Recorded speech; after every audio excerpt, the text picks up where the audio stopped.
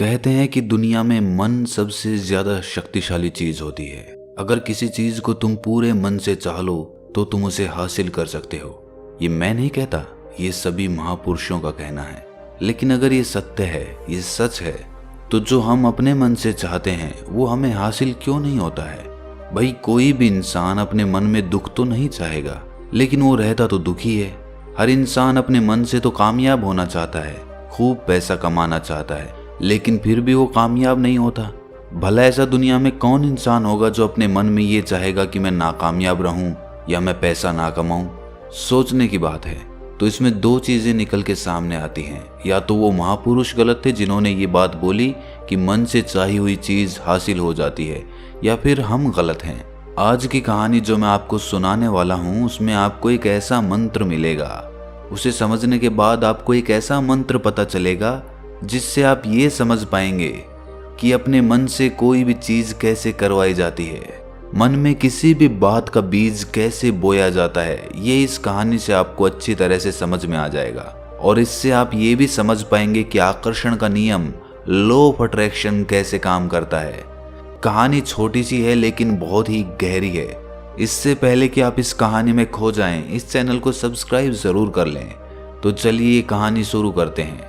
एक बार की बात है, एक आदमी के जीवन में सिर्फ दुख ही दुख थे। वो जो भी काम करता उस बेचारे का वो काम पूरा ही नहीं होता। घर में आता तो घर में कलेश बना रहता, किसी से कोई मदद मांगता तो कोई उसकी मदद नहीं करता। ऐसा लगता था कि चारों ओर से दुखों का पहाड़ उसी पर टूट पड़ा है। उसे समझ नहीं आ रहा था कि मैं इन दुखों से पार कैसे पाऊं। वो दिन रात यही सोचता रहता कि अपने दुखों से छुटकारा कैसे पाना है। इसी कारण से वो रात में सो भी नहीं पाता था। उसकी आंखों के नीचे बड़े बड़े काले घेरे बन गए थे, जो इस बात का प्रतीक थे कि वो आदमी कितना दुखी है और कितना चिंतित है। कभी कभी तो उसके मन में आत्महत्या करने के भी ख्याल आते थे, लेकिन अपने परिवार की चिंता करके वो ये कदम नहीं उठा पाता था। वो इतना दुखी हो गया कि उसने निर्णय किया कि वो इन दुखों से छुटकारा पा के रहेगा।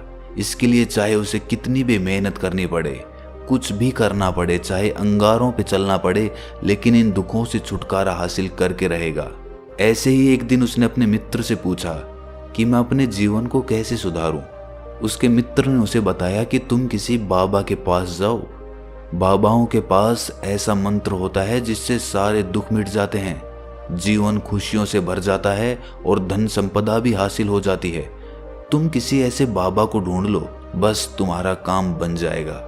उस आदमी के मन में ये बात पूरी तरह से पक्की बैठ गई कि कोई बाबा ही मेरा दुख दूर कर सकता है, और इसीलिए उसे किसी भी बाबा के बारे में पता चलता तो वो उस बाबा के पास पहुंच जाता।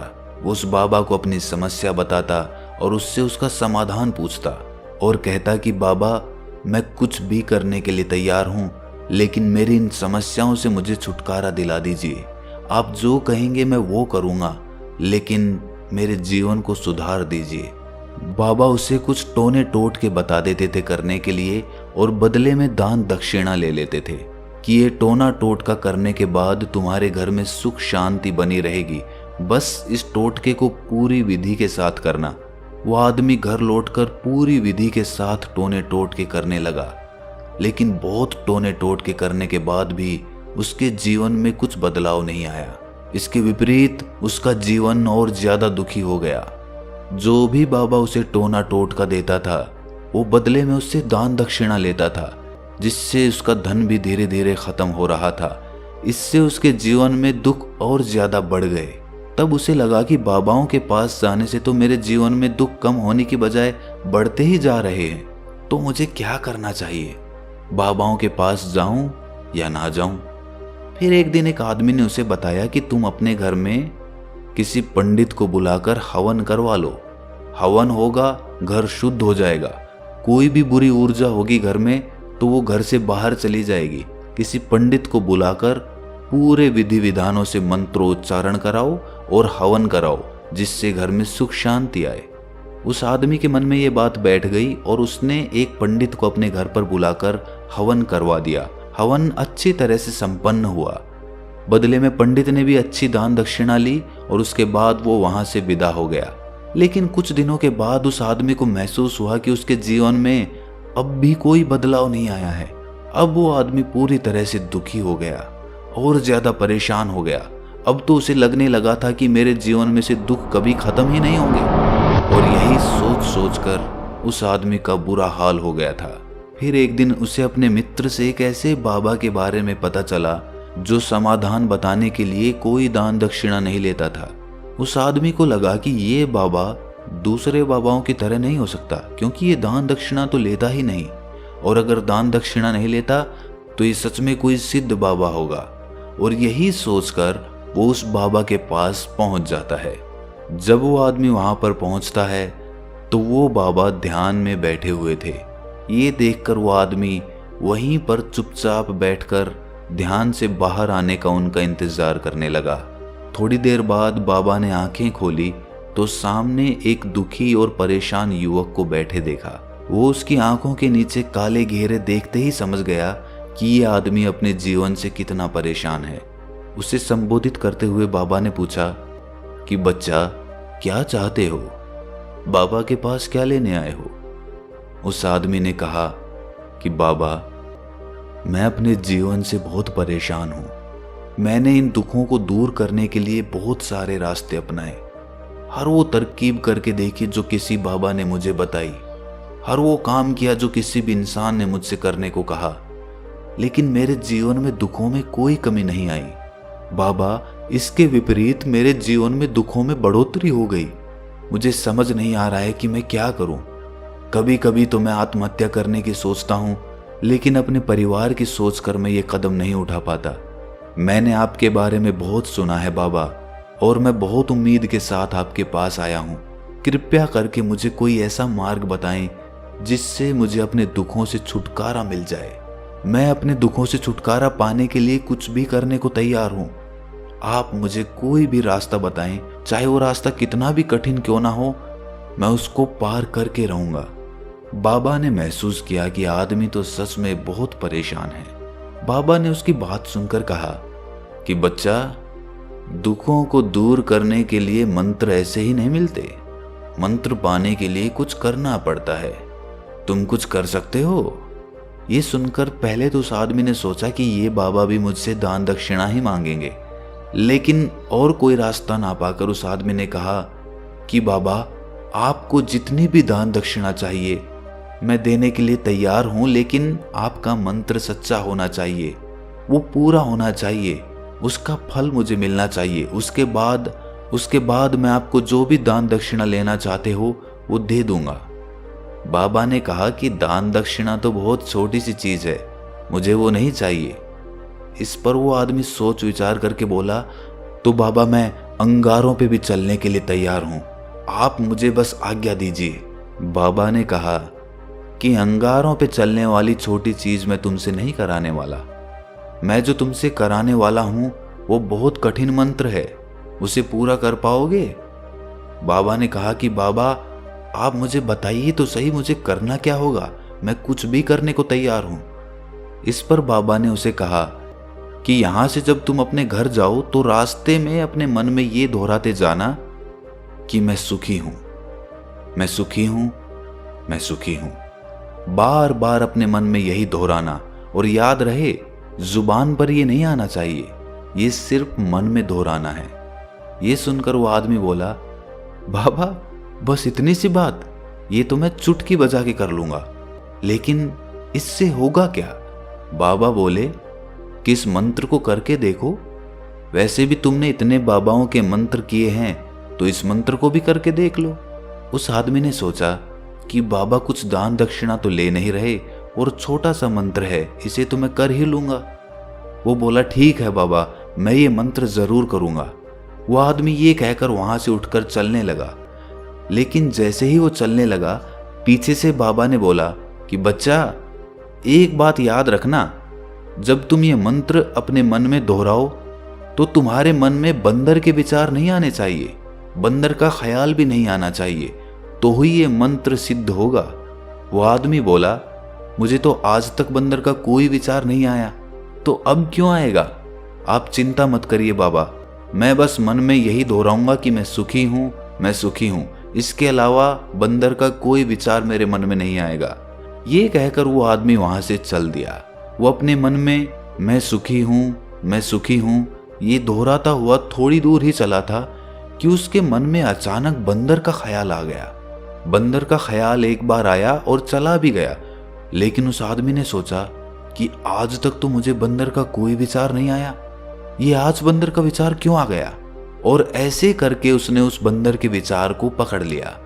वो ये भूल गया कि मुझे क्या मंत्र दोहराना है और वो बंदर के बारे में सोचने लगा। जब थोड़ी देर बाद उसे फिर से होश आया तो वो फिर से अपना वही मंत्र दोहराने लगा जो बाबा ने उसे बताया था, मैं सुखी हूं, मैं सुखी हूं।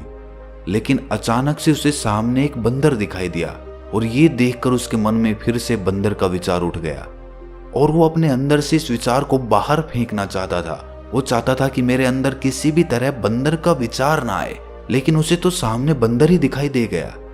ऐसे ही जद्दोजहद करते करते वो घर पे पहुंचा और घर पे पहुंचने के बाद अपनी पत्नी को कहा कि हे बंदरिया, मुझे खाने में बंदर परोस दो। और जब उसे एहसास हुआ कि उसने क्या बोल दिया तो वो अपने बाल नोचने लगा।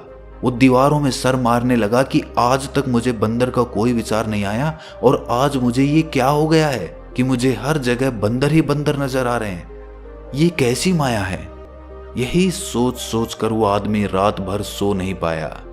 रात भर करवटें बदलता रहा और सुबह उठकर सीधे उसी बाबा के पास पहुंच गया और उसके चरणों में गिरकर कहा कि बाबा, पता नहीं क्या चमत्कार हो रहा है, आज तक मुझे बंदर का कोई विचार नहीं आया, लेकिन कल से जब से आपने मुझसे कहा कि बंदर का विचार नहीं आना चाहिए, तब से मुझे हर जगह बंदर ही बंदर नजर आ रहे हैं। उस आदमी ने कहा कि बाबा, मुझे तो आपके पीछे पेड़ पर बैठा हुआ बंदर भी केले खाता हुआ दिखाई दे रहा है, ये हो क्या रहा है बाबा।